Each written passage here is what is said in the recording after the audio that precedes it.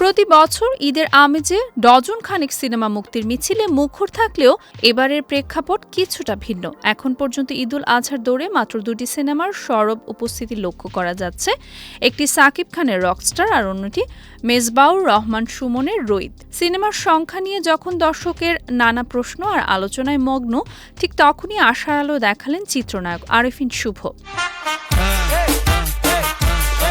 দীর্ঘদিন ধরে মুক্তি নিয়ে অনিশ্চয়তা থাকা মালিক সিনেমায় অভিনয় করেছেন আরেফিন শুভ।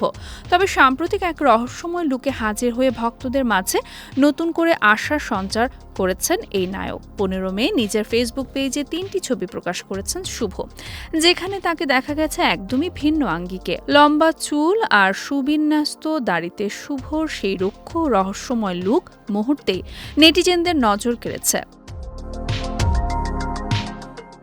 ছবির ক্যাপশনে শুভ লিখেছেন, সবকিছুর শেষে একজনই থাকে, মালিক। তার এই এমন রহস্যময় বার্তার পর চলচ্চিত্র সংশ্লিষ্টদের মনে জোরালো প্রশ্ন উঠেছে, তবে কি জল্পনার অবসান ঘটিয়ে এই ঈদের পর্দায় দেখা যাবে মালিক সিনেমা? তোর জন্য বানাতে পারি একটা।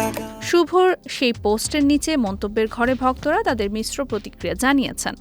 অনেক ভক্ত যেমন লিখেছেন তারা সিনেমাটির জন্য অধীর আগ্রহে অপেক্ষা করছেন, তেমনি কেউ কেউ সিনেমার প্রচার নিয়ে প্রশ্ন তুলছেন। এক ভক্ত মন্তব্য করেছেন, শুধু ছবি পোস্ট করলেই কি আর সিনেমার প্রমোশন হয়? টিজার বা ট্রেইলারের কোনো আপডেট নেই কেন?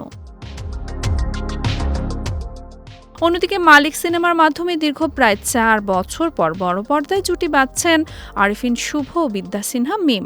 এর আগে 2019 সালে সাপলুডু সিনেমায় তাদের সর্বশেষ রসায়ন দেখেছিলেন দর্শকরা। যদিও সিনেমার পুরো বিষয়টি নিয়ে একরকম ধরাছোঁয়ার বাইরে পরিচালক সাইফ চন্দন।